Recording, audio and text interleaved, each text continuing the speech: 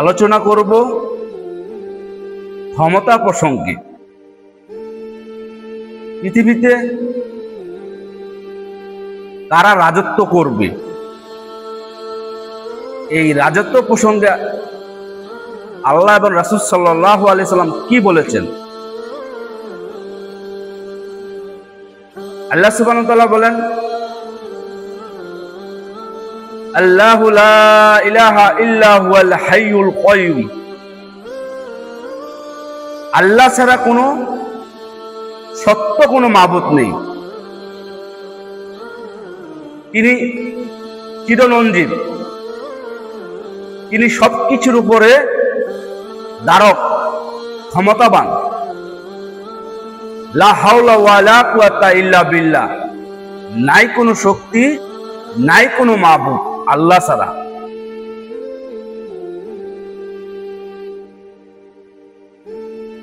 তিনি রজ্জাক, তিনি মালিক, তিনি খলিক, তিনি আহাদ, তিনি একক, তিনি রিজিক দাতা, তিনি সৃষ্টিকর্তা, তিনি সবকিছুর মালিক। মালিক ইয়াউমিদ্দিন, যিনি বিচার দিবসের মালিক। আলাইহি সাল্লাহু বিআহকামিল হাকিমিন, যিনি বিচার দিবসে বিচার করবেন।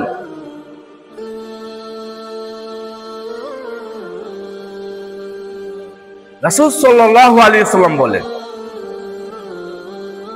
মুআয ইবনে জাবাল রাদিয়াল্লাহু আনহু বলেন, রাসূল সাল্লাল্লাহু আলাইহি ওয়াসাল্লাম বলেছেন, ইন্না হাজাল আমরাত বাদা মিন নবুওয়াতির রহমা।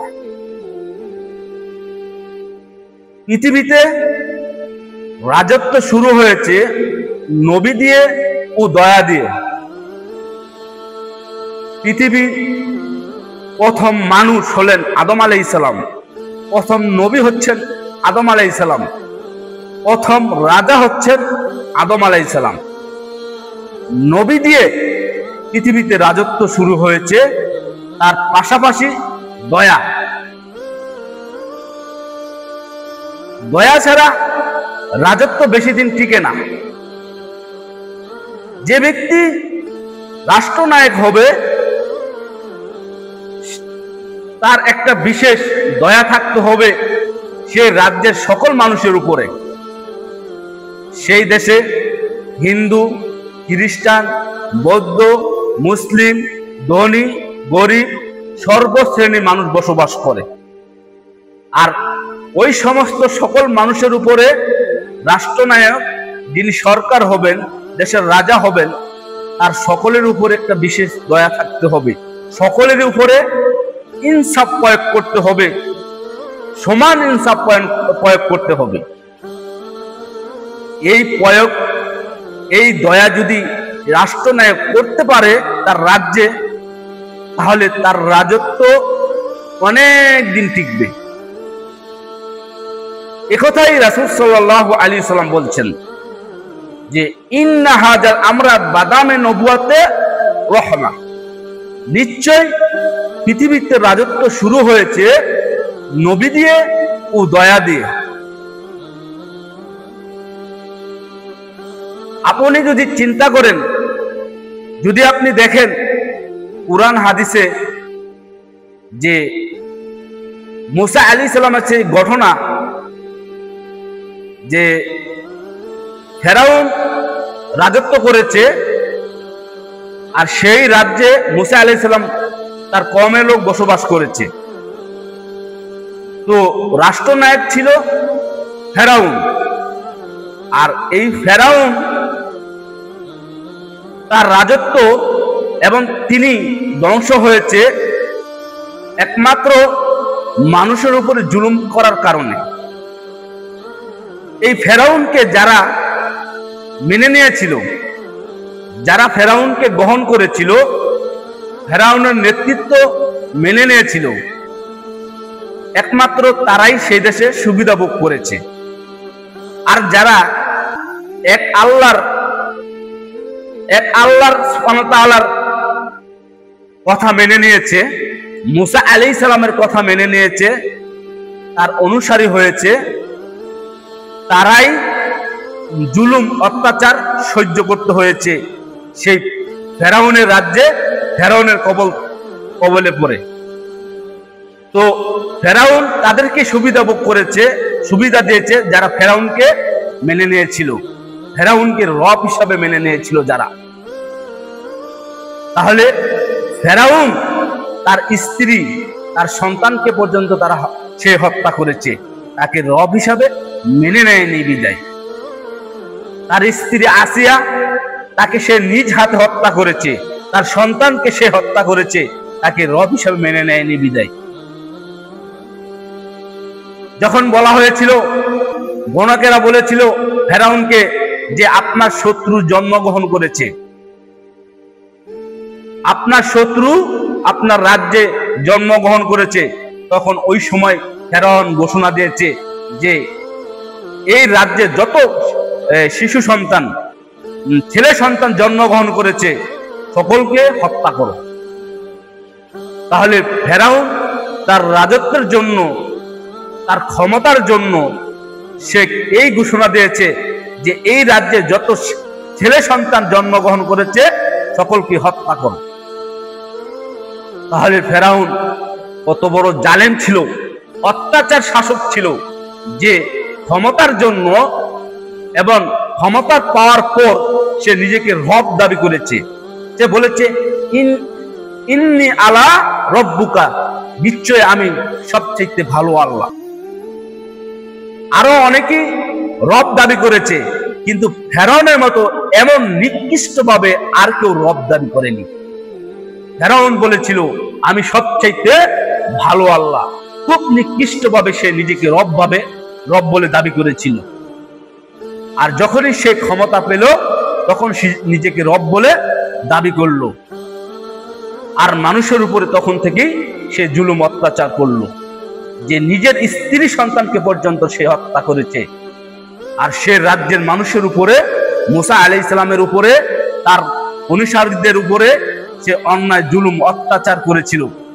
অবশেষে এই ফেরাউনের অত্যাচারের তারা মুসা আলাইহিস সালাম এবং তার কওমের লোক চলে যেতে বাধ্য হয়েছিল।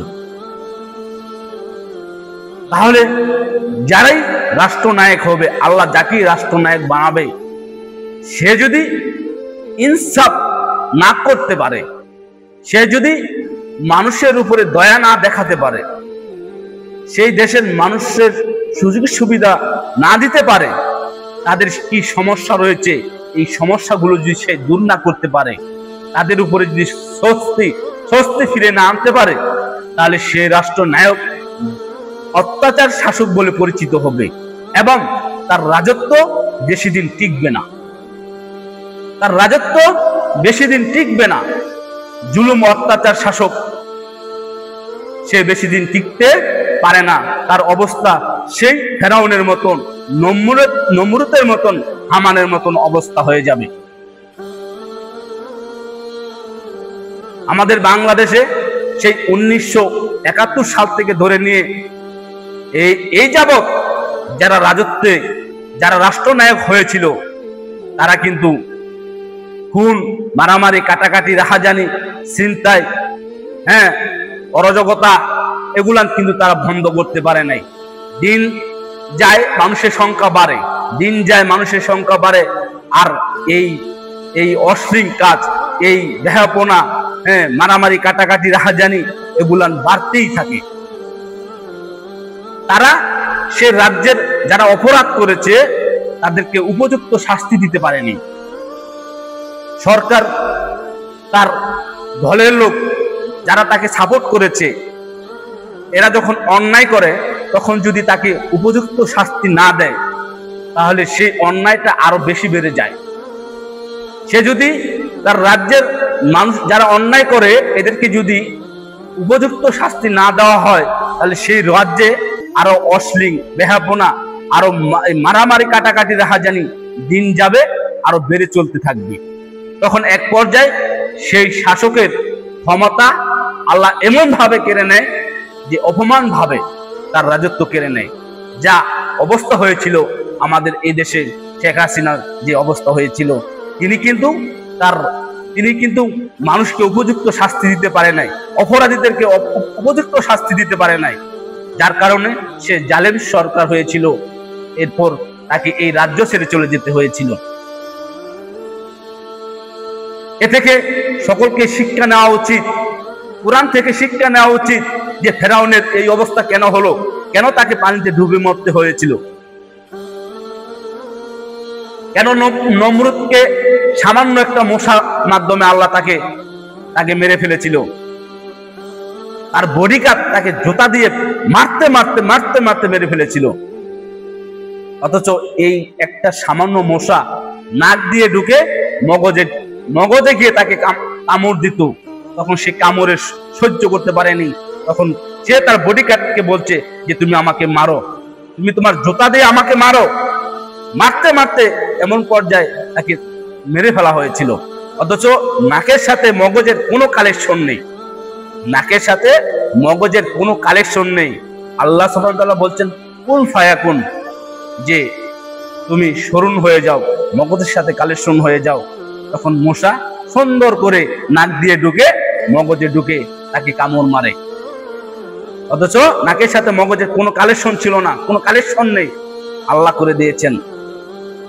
জালেম অত্যাচার শাসককে আল্লাহ এভাবেই দুনিয়া থেকে অপমানজনক ভাবে তাকে আল্লাহ সুবহানাহু ওয়া তাআলা তার রাজত্ব কেড়ে নেবেন এবং তাকে হত্যা করবেন।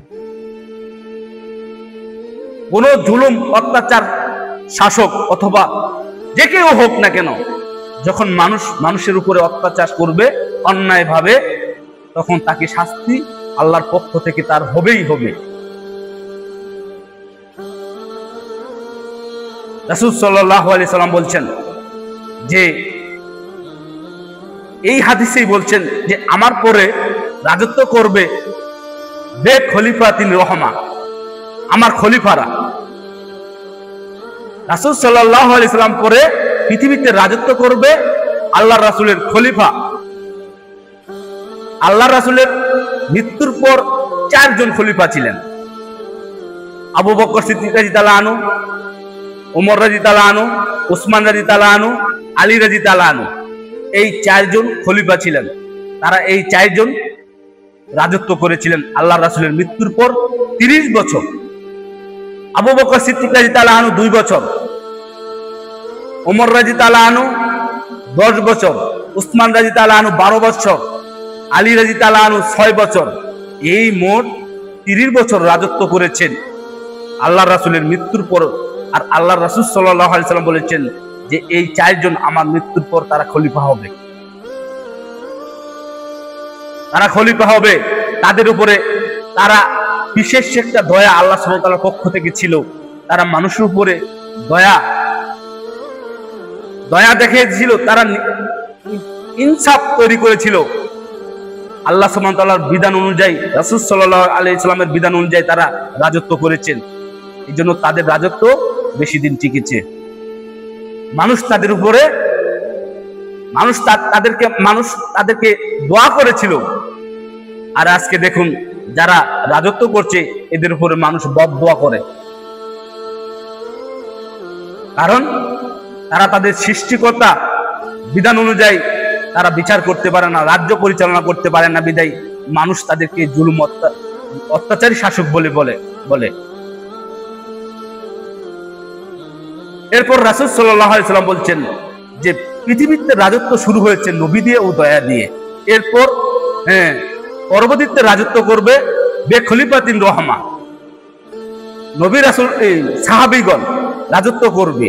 এরপরে বলছেন যে মুলকান আজুজান জুরজান মুল্লুকতা, তৃতীয় স্তর রাজত্ব করবে পৃথিবীতে জুরজান মুল্লুকতার ক্ষমতা দিয়ে। সাহাবীদের রাজত্বের পর, তারা 30 বছর রাজত্বের পর ক্ষমতা নিয়েছে কারা?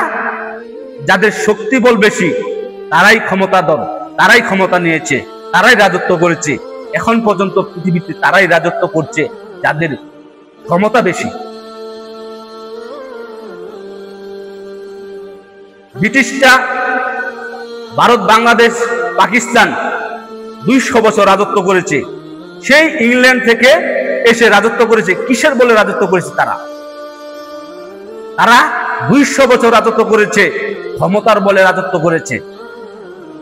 তাদের ক্ষমতা বেশি ছিল, এই জন্য তারা সেই অনেক দূর থেকে এসে তারা ভারত, বাংলাদেশ, পাকিস্তানে রাজত্ব করেছে।